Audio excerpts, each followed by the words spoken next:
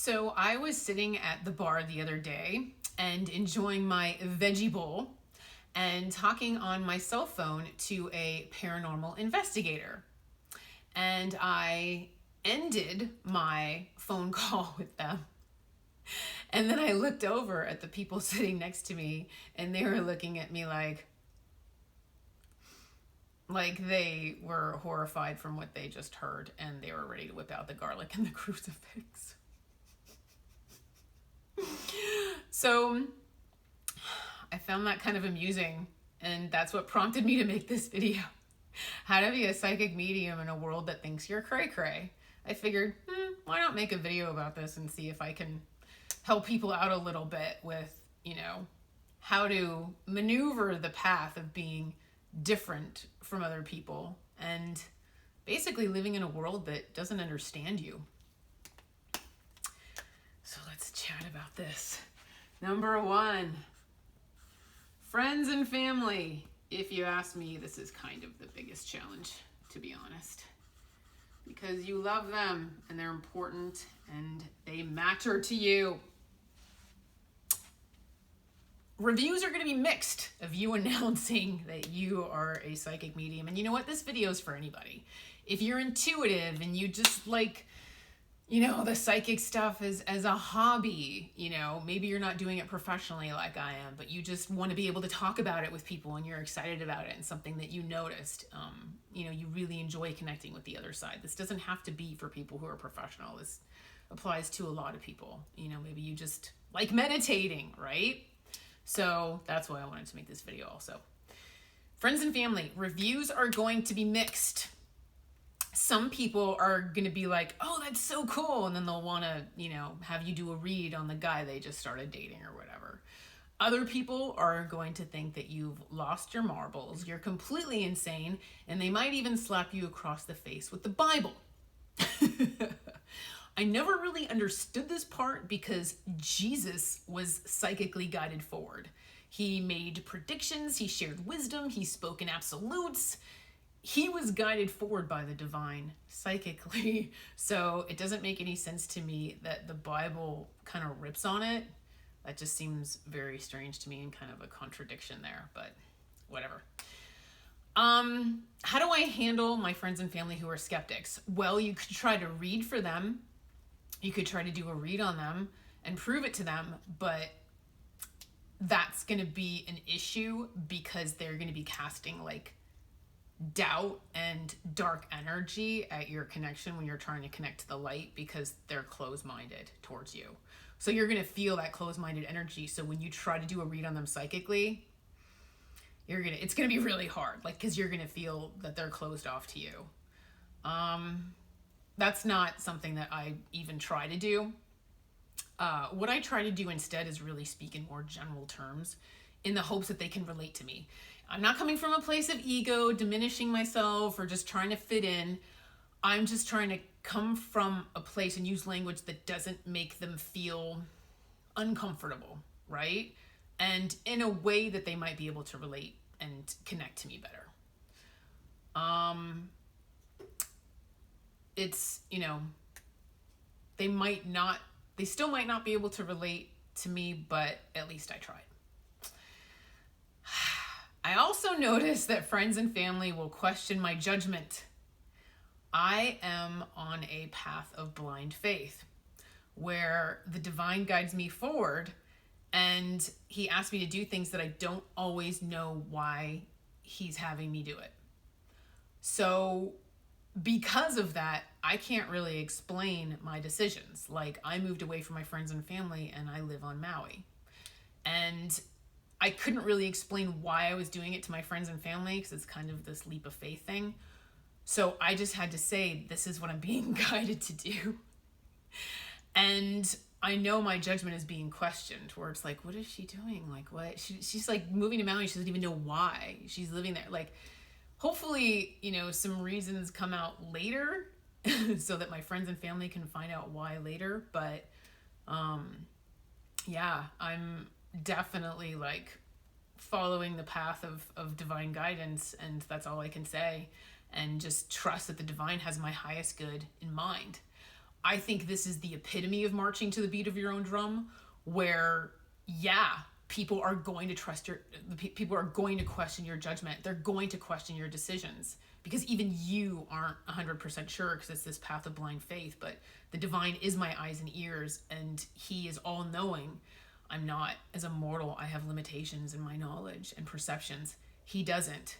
So he's the one with the spyglass looking forward, and he knows everything and sees everything. So it is that blind faith and trust in the divine, but that's the side effect of it. People are going to question my judgment. They just are. And that's one of the challenges.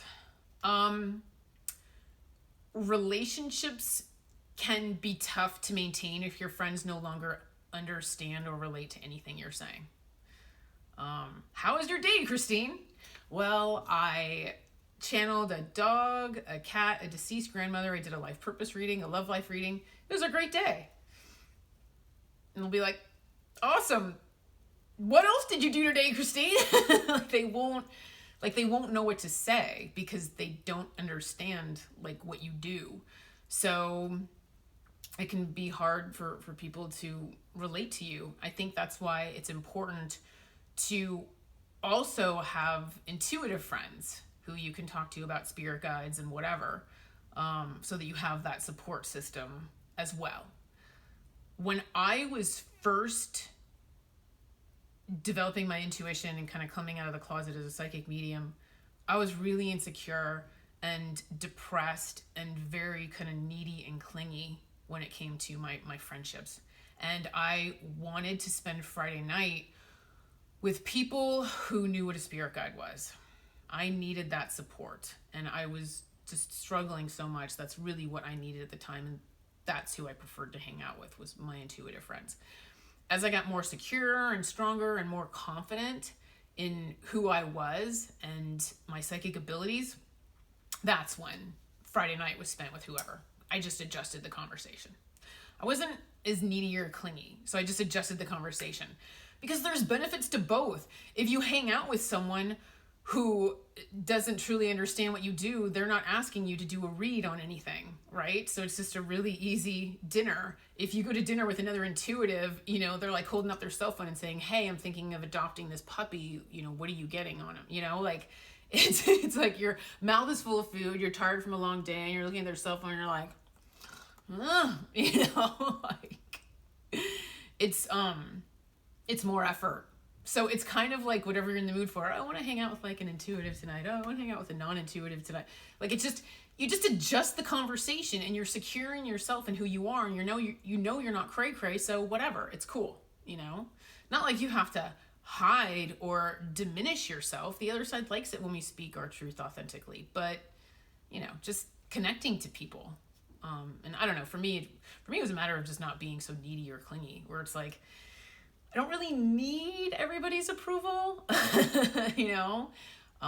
People are going to have opinions. They're going to have judgments. They're going to talk about me behind my back. That's just the way it is. And I'm okay with that, because truth is truth, and opinion doesn't change the truth. You know what I mean? So you feel like comfortable and secure in that fact, that you're basically doing what you're supposed to be doing. I think that's another reason why I'm so big on people developing their intuition, because your friends and family have the ability to change their mind. They could think you're crazy and be really skeptical and closed-minded, and then maybe later they have their own experiences to speak of, to where they want to talk to you about it. Maybe they're seeing like signs and synchronicities, and they're hearing or seeing things in their homes. Maybe recurring numbers, or, whatever. Maybe they're having prophetic dreams. I hope I'm the first person that they call to talk to you about that, because, I would understand what's happening with them. So people's belief system changes, so they might not stay skeptics, but that's why I encourage people to develop their own intuition and have their own experiences with the other side. I don't have the monopoly on the other side. Anyone can connect, So that's why I encourage people to meditate, take intuitive development classes, and develop their intuition. Get their own proof. Okay. The lovely benefit. The lovely benefit of coming out of the closet and shining authentic light. The wonderful and amazing love life. When you wave your freak flag, the other freaks in the room know that you're one of them. They know you're a member of their tribe, and they're attracted to you in the light that you're shining. It's like you vacuum suck them towards you. You vacuum suck authentic relationships towards yourself by shining authentic light and waving your freak flag. So I'm talking about soulmates, twin flames, etc. You know, whoever your highest good is to be with, romantically speaking. And it's just this wonderful and amazing jacuzzi of love and romance and just this healing energy. Just two authentic, hearts coming together with this deep, intense love. And maybe you guys have a shared life purpose. And it's just like two combs coming together. Everything fits. Two halves of the same soul. There's a beautiful benefit of shining authentic light. And also, as you walk this path and become more confident, you own it. And you want to date somebody who respects you, values you, and supports you on this path. So, yeah, you want like a beautiful, loving partner who will support you on your path and your personal journey, and then you as well support them on their path. Wonderful, energetic exchange there of just love and romance. Boosts everybody's vibe, right? It's fabulous. That's a lovely benefit of shining authentic light. Okay, life purpose. This is a big one too. People are going to have a lot of questions and a lot of opinions about what you're doing. But truth is truth, right? Your life purpose is your life purpose, your reason for being here. How are you going to serve the collective? Are you in alignment? Is your heart open to humanity?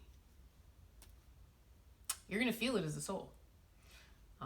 If you're doing what you're supposed to be doing and you have the support of universal energies in doing it, ask the other side for help. Maybe they can, even show your friends and family that you're not nuts.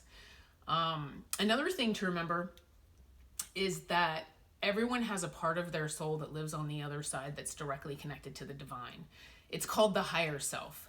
So believe it or not, everybody's higher self knows that you're aligned with truth and doing what you're supposed to be doing and following divine guidance and speaking for the light. So that's the interesting side of this, is any skeptics in your life, there's actually a part of their soul that knows you're correct. So feel free to have a chat with their higher self. Just be like, hey, do you think maybe you can, influence them a little bit and show them the truth so that they know I'm not crazy? Big deal. They can help. I've even had higher selves show up and apologize for their lower selves' behavior. If their lower self was mean to me, I've had their higher selves show up and say sorry. It's true. I was like, oh, thank you. That's really nice. I appreciated it. Another thing that's really important, and just like being present, live in the moment. Don't look backwards with regret. Don't look forward with fear. Live in the moment, be present, live in the now. Living outside the norms of society can be tough. So just put one foot in front of the other and take your time and go easy on yourself and live in the moment. Just relax. Because this path can get overwhelming. If you get overwhelmed by the future or just get like afraid of what's to come, or just even like opinion, judgment, whatever, twists and turns in your life journey, just live in the moment. Take each day as it comes and focus on that. And of course, I've made videos on this, which is, just a huge deal. The other side stresses the importance of this so much, is really just inviting the other side in to help you, and don't be afraid to ask for help and pray for whatever you want, whatever you need. Please pray. The other side reminds me of this all the time. That's why I have videos on it. Like I said, you have the support of universal energies in doing what you're doing. So you're giving a voice to the other side. So don't hold back when it comes to prayer. Ask the divine for what you need. They're there to support you on your path. They're a valuable resource, so please don't hesitate to utilize them. They're the ones asking you to do this. You're speaking for them. They're the ones asking you to do this, so hold their hand, right? And ask them to bring people onto your path that hold your hand as well, and take each step with you, right? You don't have to do this alone. 6. This is another thing. Soul's growth. Your soul is being challenged. Shining authentic light, speaking your truth, being who you are. It's hard. It's not easy. Your soul's being challenged. So there's a great deal of soul's growth that comes from marching to the beat of your own drum. It strengthens your sense of self, your self-reliance, your self-love, your connection to the divine, the collective, your higher self. It raises your vibration. We're all here to learn. This is one big classroom. So, yeah. Leading an authentic life and stepping into who you're truly supposed to be is enlightening, and knowledge is power. So this world is one big classroom, and so your soul is constantly growing and evolving from these experiences and the knowledge that you're gaining and the things you're being shown. So that soul's growth strengthens your connection to the light, makes you stronger as a soul, and it strengthens your connection to the light, and also strengthens your intuition as well.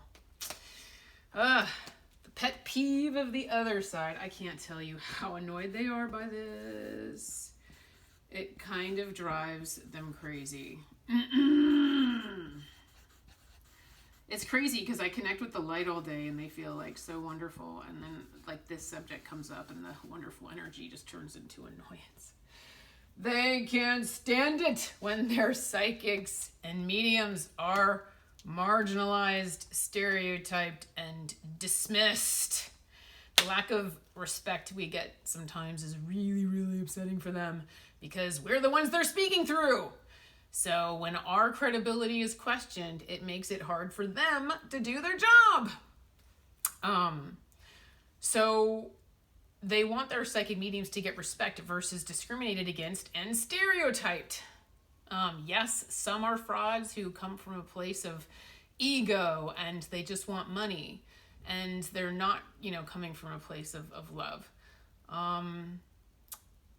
But a lot of us aren't. A lot of us are coming from a place of heart who just want to help people. So the other side doesn't appreciate it when generalizations are made and we're all thrown into one big trash can and just completely dismissed as being insane.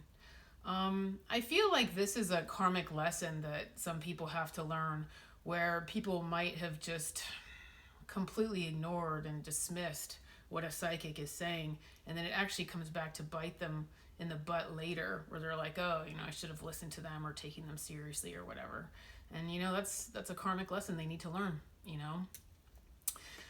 So speaking of which, that's another thing I wanted to bring up was karma. This is huge when you're stepping into your life purpose and serving the collective and doing what you're supposed to be doing to help others. You're demonstrating the self-love that's required of being who you're meant to be, and that's also good karma for you. Your heart is open to humanity, and so the collective is saying, yay, thank you so much for helping us. We really appreciate it. And so that's like good karma all the way around. And yeah, stepping into your life purpose is especially really good karma. Just shining that authentic light, demonstrating that self-love and speaking your truth and helping people and teaching others, gaining that knowledge and wisdom, from the other side and just channeling that to other people. That's teaching. And yeah, you're a voice for the other side. So good karma all the way around, right? What signal are you broadcasting to the universe? Law of attraction. That's what you're attracting to yourself, right? Love and light goes out, love and light comes back. That's why I ask. That's why I'm so big on prayer. Ask for what you want, what you need, right? They want to support you. and spreading that love and light. So don't be afraid. Don't be afraid. Okay, this is another thing. Oh man. Whew. Humility. The other side is really big on humility. They want us to be humble and respectful. And I'll tell you why this is such a big deal to them. It's really easy to come across as a cocky, arrogant psychic. Because when you connect to the light and you have that wisdom and you have that knowledge and you know what the truth is, you just sit there and it's easy to be arrogant and cocky and just act like smug. Well, I know the truth, you know. And so that's why the other side is like, it's important to keep your feet on the ground and stay humble. And come from a place of heart as opposed to ego. And just be humble and calm and serve the collective. And really just ask the divine to take care of you along the way. Sometimes that cockiness and bravado can come from the haters that we have, right? Where the haters are just like, you're an idiot, you're a fraud, you're insane, you're crazy, you know, whatever. Sometimes that bravado can come from the haters where it's like our armor goes up and then we just start acting cocky. And so that's why it's so important to be respectful to everybody and stay humble and keep your feet on the ground. That's a really big deal. To the other side, that we represent them well, you know? Cause yeah, sometimes you're like, you know, you could just come from that sense of, I know something you don't know kind of arrogance. And that's where they're like, humble, you know? Last but not least, adjustment. This path is tough. So you have to go easy on yourself because it's going to be adjustment. And again, the other side is saying that it's really important to come from a place of heart. It's going to take a while to find your footing, but that's why you need to have patience with yourself and others.